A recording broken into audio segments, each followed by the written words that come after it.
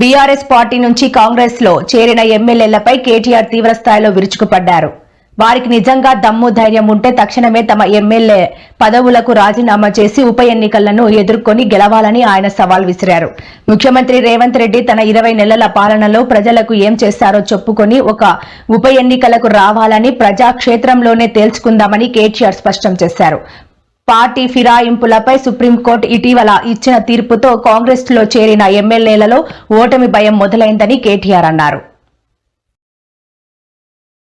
రేవంత్ రెడ్డి కూడా నేను చెప్తా ఉన్నా, అడ్డివారి గుడ్డి దెబ్బకు ముఖ్యమంత్రి అయినావు. పని చేసింది లేదు, పీకింది లేదు, ఎన్నడూ ప్రజలకు సేవ చేసింది లేదు, ఒక్క ప్రజా ఉద్యమంలో పాల్గొన్నది లేదు.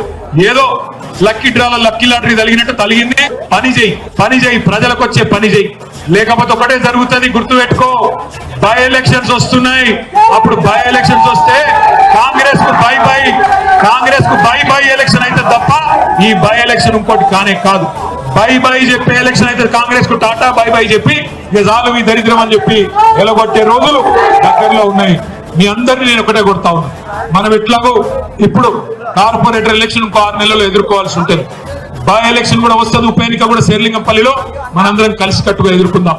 కానీ నువ్వు గొప్ప నేను గొప్ప అంటే నడవదు. ఇప్పుడు తిరిగి ఈ రాష్ట్రాన్ని మళ్ళీ పట్టి మీద పెట్టాలి, బండి మీద ట్రాక్ మీదకి ఎక్కియాలంటే కేసీఆర్ గారి నాయకత్వం ఖచ్చితంగా ఈ రాష్ట్రానికి అవసరం. గులాబీ జెండానే తెలంగాణకు శ్రీరామ రక్ష.